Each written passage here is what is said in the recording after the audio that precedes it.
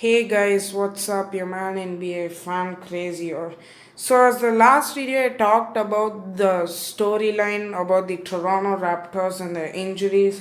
Now here I'm gonna talk about the storyline of one of the teams which appeared to be kind of flaming out before the lockdown, which who desperately needed some rest. One of the most interesting situations of any team in the playoff race. They had a good win streak in the February month before losing four straight in the March month. Some of you may know who I'm talking about. Yeah, I'm talking about the Houston Rockets. So look, guys, the Rockets they traded, so they officially debuted the small ball lineup on the 6th of February against the Los Angeles Lakers. But what led to it? What specifically led to them trading the 6'11" center Clint Capella in a trade to the Atlanta Hawks, also letting Gerald Green Gerald Green along with Capella, Nene, and a first round pick go in exchange for only getting a 6'7" Robert Covington from the Minnesota Timberwolves. So in this Giant 14 trade, the only person they only player they acquired is Robert Covington. So a player which they are very interested in. So basically the premise behind this was Russell Westbrook was more of a driver. So basically he wanted to drive to the basket more often, but the space in the paint was being clogged up by Capella, who could only score inside. So trade him away, bring in another shooter, surround Westbrook with shooters so that he can drive inside and drag the big men out of the paint where they are not effective and kind of slow footed. So basically, the small ball lineup after the Covington trade insisted of Westbrook at 6'3" Harden at 6'5", Daniel House Jr. at 6'6", PJ Tucker 6'5", and Rocco at 6'7". By Rocco, I mean Robert Covington. Some of the Rockets fans may know who Rocco is because some of the Minnesota fans called him Rocco. I stick to calling him Rocco. But anyway, Covington. Okay. So now I'm gonna take a deep look into the small ball lineup and what kind of issues that make the small ball lineup kinda untrustable come playoff time. So I'm gonna take a deep dive into the rebounding numbers. Then as soon as that I'll go into the offensive and defensive ratings during the stretch along with the net rating. So starting with the first game, so they played 14 games of this lineup with the starting lineup with Westbrook kind of injured, but 14 games since the Covington trade. So the first game started in the 6th of February against the Lakers and ended with, I believe, the 10th of March against the Timberwolves. I don't really remember the date in which the Rockets played the Timberwolves, but anyway. So basically, the Rockets, in terms of rebounding issues, boy, do they have a lot of rebounding issues. Because even though you space the floor out and the shooting allows you to grab rebounds, because if they miss, they come out at a distance high far off the paint. The Rockets have been facing rebounding issues, let's be honest, because the tallest player is Robert Covington at 6'7", and he as good as his height is, and he could be a good center. He's not suited to the bulk that normal NBA centers are suited to, though they may be small ball, because he is built like a prototypical 3-and-D wing player. But anyway, let's get into the rebounding numbers. So basically, in the first match against the Lakers, Rockets 37 rebounds, Lakers 38. I'm gonna be going game after game. I'm not gonna be mentioning the games. So anyway, the next game against the Suns, they got blown out of this one pretty bad because they didn't have Westbrook, and it was the second game of a back-to-back in Phoenix. So Rockets lost 127-91. So in this one, they only captured 29 rebounds, and the Suns did 51. Next game in Houston, 2 days later, Bojan Bogdanovic hit the game winner, which sent the Rockets home after PJ Tucker hit a corner 3 with 1.6 seconds remaining. So in that game, the Rockets got out-rebounded by the Jazz 48-36. So now here is where things kind of get interesting. So this is the start of the Rockets, at least this is the first case of the Rockets at least out-rebounding a team either on the offensive and the defensive rebounds.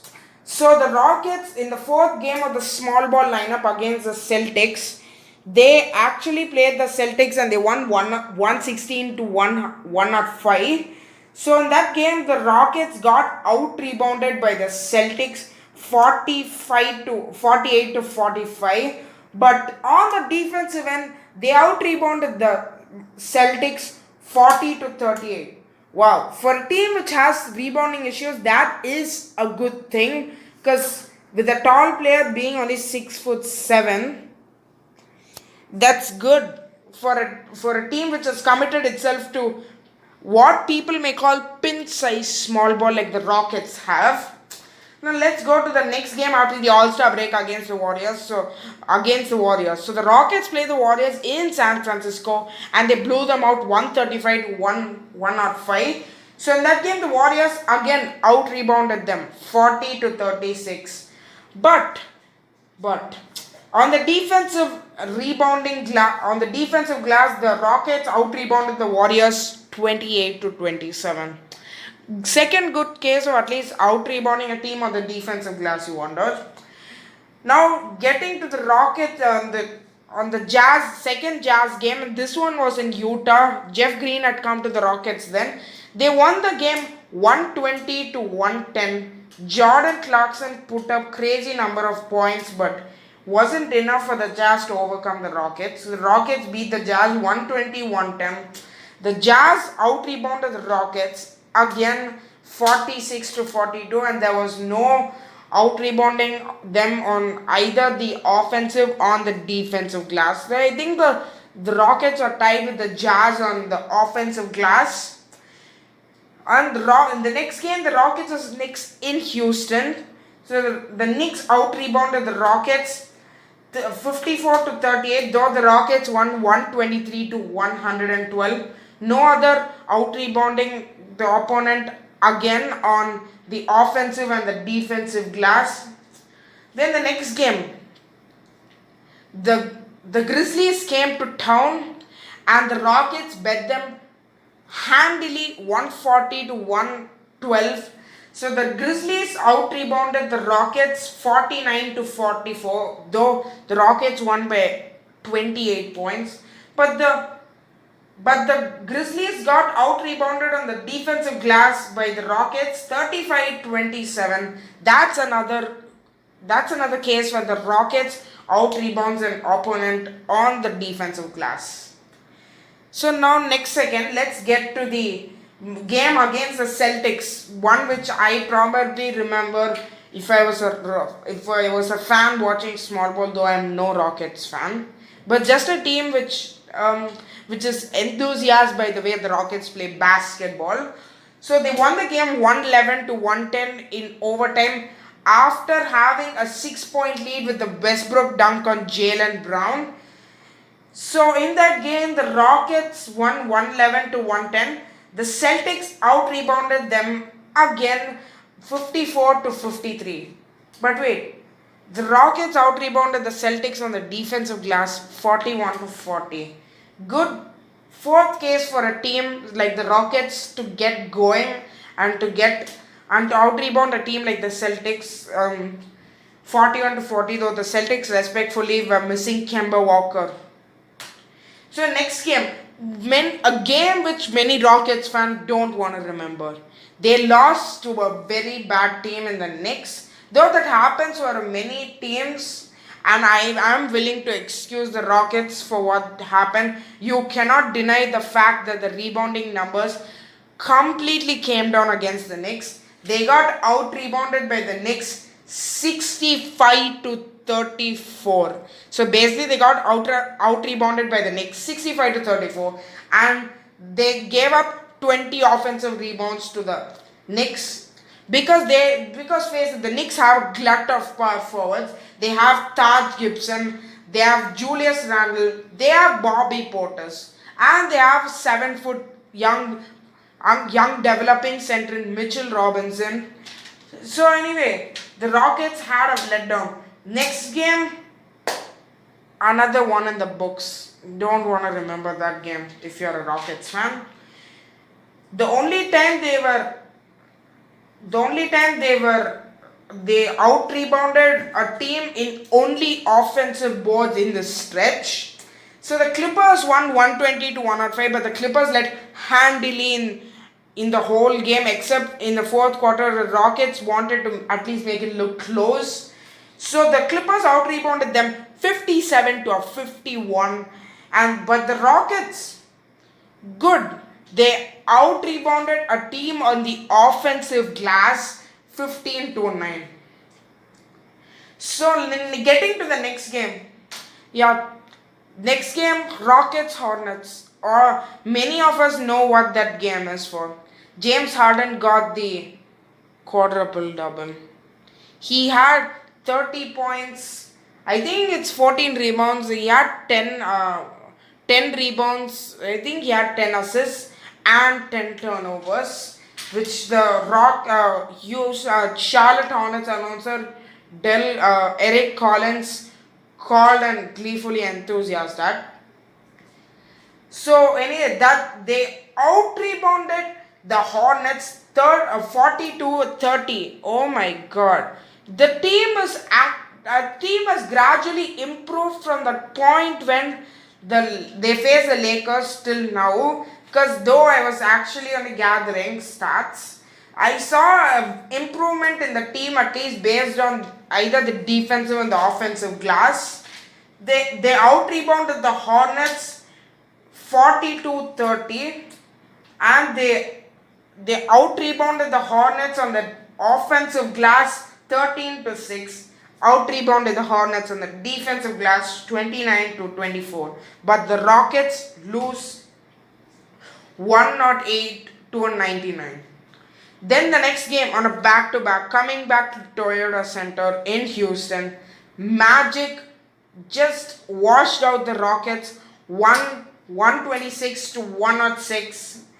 The Magic out rebounded them 49 to 38. The Magic out rebounded them in both on the offensive and the defensive glass. So the next, Timberwolves, the last game of this stretch of games that the Rockets played with the lineup since they acquired Covington.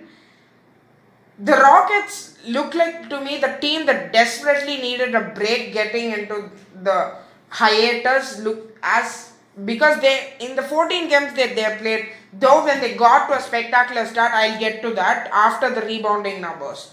So anyway, the Wolves out rebounded the Rockets 41 to 33. 41 to 33, and the Wolves out rebounded them both on the offensive and the defensive glass. So totally in all the rebounding numbers that we have seen, the Rockets have out rebounded opponents 5 times on the defensive glass, but they only out rebounded opponents 2 times on the offensive glass. So now what you've seen from the Rockets, even though they play small ball, though other teams resort to small ball only during stints when they want a mix of offense and defense, Rockets have clearly went into pin size small ball, which is what many people and I call it, because they employed full time and their lack of size. So I call it pin size small ball. So basically, the tallest player is Robert Covington at 6'7". Due to the rebounding issues, I believe they bought in DeMarie Carroll and Jeff Green. So the only players on the roster who are taller than Robert Covington are Jeff who they bought in, Tyson Chandler, and Isaiah Hartenstein. I don't think they're gonna use Chandler or Hartenstein. I don't think, unless in need of rebounding issues, I don't really think they're gonna deviate from the course unless they really think they need rebounds in the playoffs, which is very important in the playoffs, because in the playoffs the theme of every position matters really comes into effect. When you're struggling to keep up with teams like the Lakers and the Clippers, who have a very high rebounding percentage, who have a lot of strength, they have a lot of hustle, they have a lot of grit. I'm saying this on the Clippers side. In the Clippers, you have good rebounders like Montrez, who was a former Clipper, with a former Rocket who went to the Clippers. You have Harrell. Now you have Zubac, the 7-foot Croatian, who's starting games for the Clippers. And you also have Kawhi Leonard and Paul George and Patrick Beverley, the gritty 3 and D player. He is not a wing, but he is the gritty 3 and D player who pulls down rebounds. And Kawhi Leonard and Paul George, both of whom outstrengthen the Rockets. On the Lakers side, they just have too much height. They have a kind of tall lineup, because looking at it, they have good tall players, Anthony Davis, JaVale McGee, Dwight Howard. All three of whom will be used very extensively in the playoffs in order to overwhelm teams with size. So looking at both of these teams, basically the Rocket strategy fits right into what these teams are trying to prevent. That's why the Rockets struggled against the Clippers without a true big man like Capella. In order to get deep into the playoffs, according to me, you need a big man. So the Rockets don't have that, so they'll have to adjust to teams like that without a proper big man. So anyway, let's get to the analysis. So basically, they debuted on 6th of February. They had a good winning streak from the 11th of February to 29th of February, both games which started and ended against the Celtics. And they had a 4-game losing streak, started from the Knicks, ended till the Bulls. Before they won the final game, which ended in the Magic, they won the final game of the regular season till that, 117 to 111. So in this stretch, I seen that the Rockets have had an offensive rating of 112.7, which is 12th in the NBA during that span. 11th defensive rating of 111.4, which is 15th in the NBA, and a net rating of 0.8. And they overall went on an 8-6. The record is 8-6 during the 14 games they played since acquiring Covington. So what this displayed was a team which started hot, but when teams realized the strategy, they lost a lot to bad teams. So now the question is to fans, will small ball work in the playoffs? In order to get through deep runs, will it work against the Clippers and the Lakers, both of whom have very high rebounding percentages? Now, on this question, comment down below and tell me if I've missed any points related to the Rockets. Next up, I'm gonna create a storyline of my own, which some of you guys may find interesting. Okay, anyway, guys, see you all.